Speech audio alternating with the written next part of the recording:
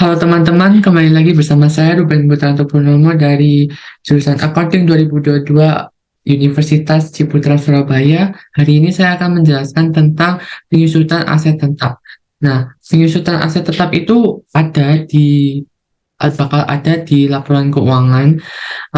Contohnya seperti ini, kayak semisal kalian beli peralatan seperti handphone atau kamera untuk content creator gitu. Nah, secara otomatis setiap tahun akan mengalami penyusutan. Nah, saya akan menjelaskan tentang berapa sih nilai harga barang itu di setiap tahunnya, karena setiap tahun itu barang itu akan mengalami yang namanya penyusutan. Nah, sebagai spoiler aja, penyusutan bisa tetap ini dibagi menjadi tiga bagian, yaitu straight line, unit of activity, serta double declining. Nah, berikut akan saya bedah satu persatu dengan soal yang saya buat.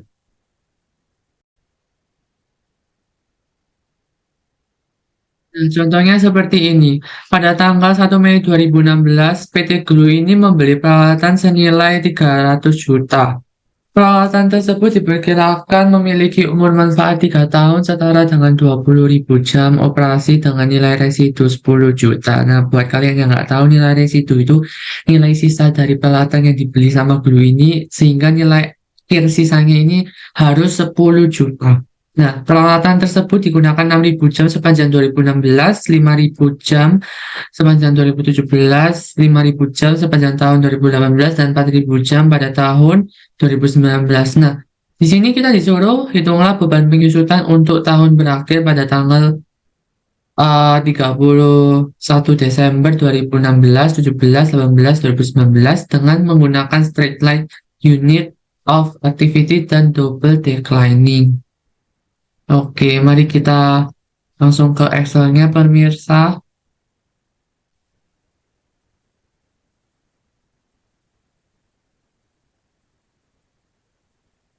Nah, di sini saya sudah siapkan template-nya.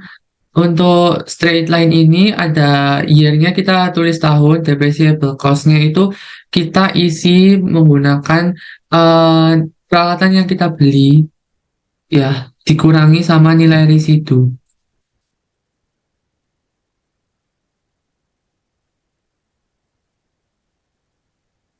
Kemudian rate-nya itu 25%. Kenapa? Karena persenan penuhnya dalam tahun itu kan 100%. Nah, karena ini dibagi menjadi 4 tahun, jadi 100% dibagi 4 sama dengan 25 kita persenkan.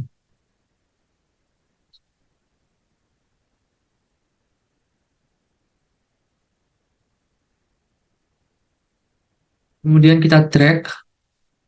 Nah, untuk annual expense-nya itu berasal dari eh depreciable cost ini dikali dengan 25%. Annual expense ini 2016 sampai 2019 itu sama karena ini merupakan straight line.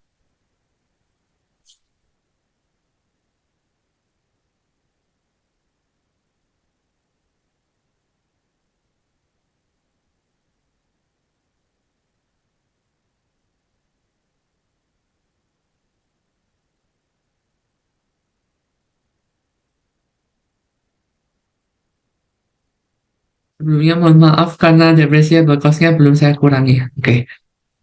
Lanjut, untuk annual depreciation-nya ini untuk tahun 2016 itu sama saja dengan annual expense. Kemudian untuk annual depreciation pada tahun 2017 itu merupakan penjumlahan dari annual depreciation ditambah dengan annual expense di tahun 2017.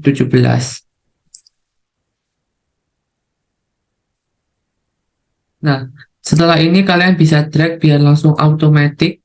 Kemudian ini book value-nya kita menentukan nilainya pada tahun 2016 itu dengan cara 300 300 juta.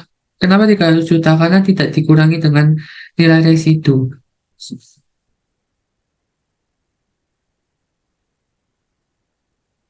Dikurangi dengan 72.500.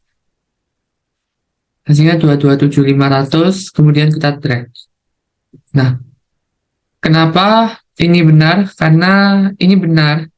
Soalnya nilai residunya itu sudah sama dengan soal yaitu 10 juta. Oke, kita langsung ke unit activity. Unit of activity kita sudah ada template-nya ya teman-teman. Untuk year-nya kita isi dengan biasa 2016, 17, 18, 19. Unit of activity-nya itu 6.000, 5.000, 5.000 dan 4.000. Untuk cost of unit-nya itu kita dari nilai peralatannya full tanpa dikurangi dengan nilai residu dibagi dengan 20.000 jam.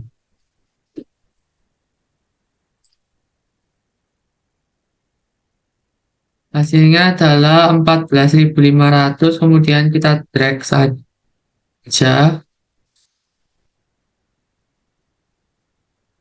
Nah, setelah kita drag, penting untuk annual depreciation expense-nya ini kita tinggal kali unit of activity dan cost unit.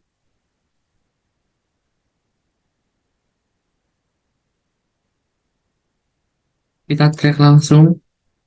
Kemudian, accumulated depreciation-nya itu sama dengan annual depreciation pada tahun 2016. Kemudian untuk yang 2017 accumulated-nya itu tinggal kalian jumlahkan ini.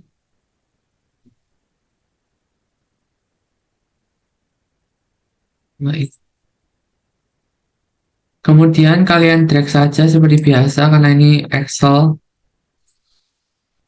Dan kemudian book value-nya itu kalian tinggal kurangi peralatan full-nya 300 juta dikurangi dengan 87.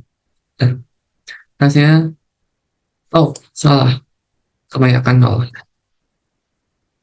Nah, hasilnya 213 juta. Kemudian kalian drag. Nah, dengan begitu unit of activity-nya sudah jadi dengan nilai residunya sebesar 10 juta. Kemudian untuk double declining, mungkin ini agak sedikit rumit, tapi aku akan jelasinnya pelan-pelan karena saya sedikit paham gitu. Sedikit paham, tapi saya paham. Oke, untuk beginning book value-nya itu, bagus. Untuk beginning book value-nya itu kalian eh peralatannya itu jangan dikurangi sama nilai residu.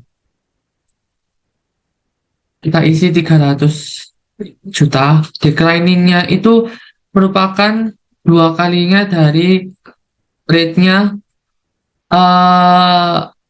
straight line.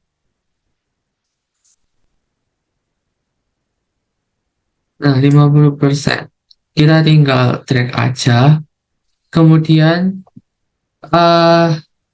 ini kalian tinggal kali saja annual depreciation rate-nya, yaitu beginning book value dikali dengan 50% declining balance rate, hasilnya 150 juta. Kemudian akumulasinya itu merupakan hasil dari ini, karena belum dijumlah sama apa-apa ya teman-teman. Kemudian kita tinggal kurangi 300, kurangi 100.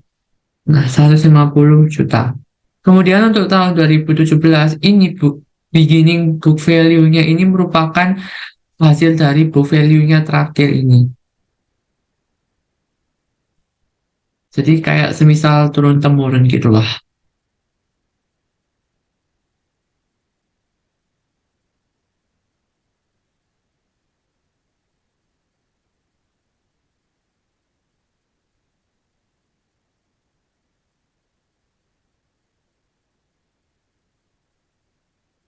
Kemudian eh akumulasinya itu merupakan akumulasi yang pertama, ini 2016 ditambah 2017.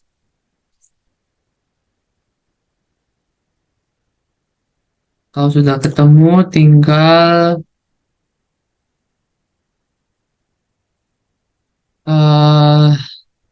150 jutanya ini dikurangi dengan, iya, 75. Hasilnya 75 juta.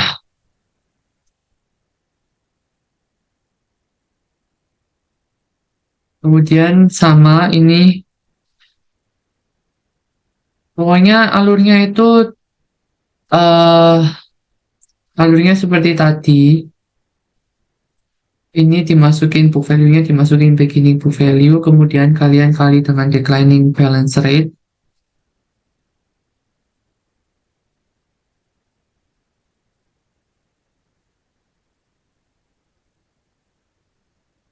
kemudian kalian jumlahkan accumulated depreciation-nya dari tahun 2017 dijumlahkan dengan annual depreciation rate tahun 2018. Kemudian kalian kurangi seperti biasa, ya,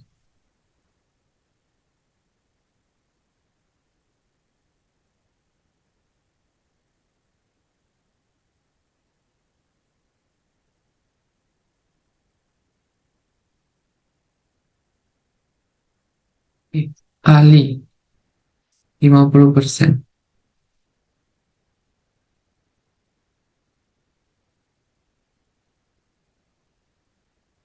Kemudian eh untuk accumulated depreciation-nya seperti biasa kita jumlah dengan annual.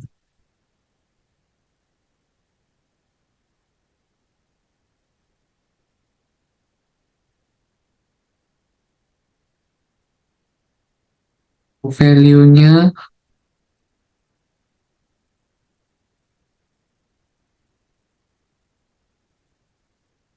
tinggal dikurangi.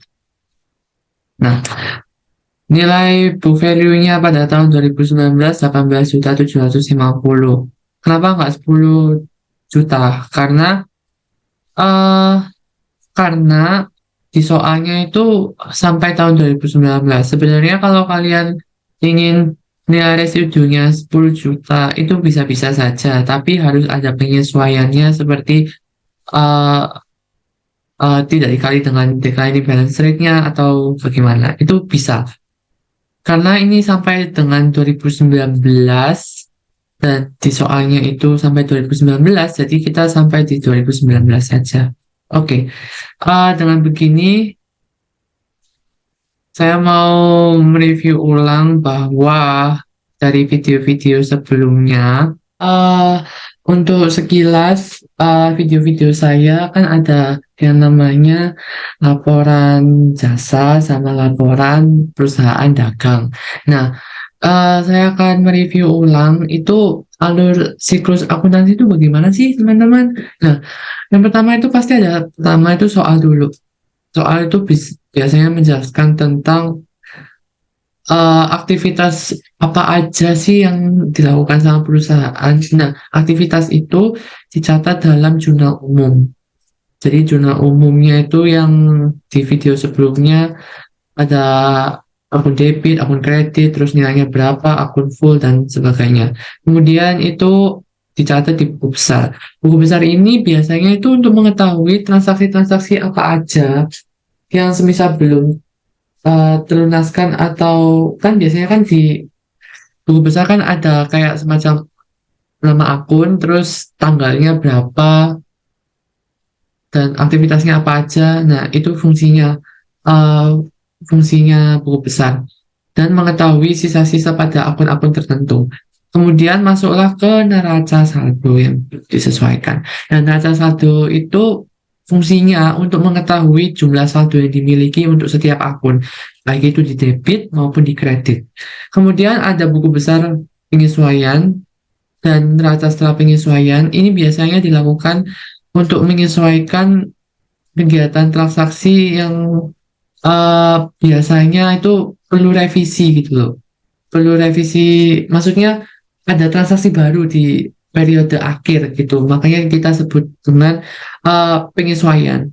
Kemudian ada laporan laba rugi, tentunya itu semua orang tahu kalau laporan laba rugi itu untuk mengetahui apakah perusahaan yang kita jalankan itu eh, laba atau rugi. Kemudian masuk ke 8 yaitu laporan ekuitas, yaitu untuk tahu perubahan modal yang dialami oleh perusahaan itu sendiri.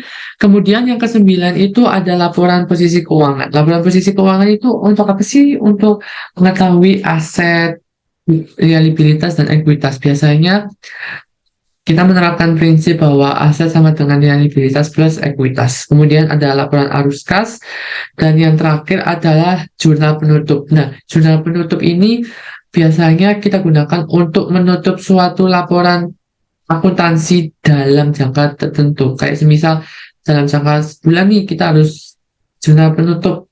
Nah, itu akun-akun apa aja yang harus ditutup itu sudah ada di video sebelumnya. Oke, jadi eh, demikian laporan arus kas sudah kita bahas dan semuanya sudah kita bahas di video-video sebelumnya. Dan saya mengucapkan terima kasih untuk semua yang telah menonton sampai akhir. Terima kasih.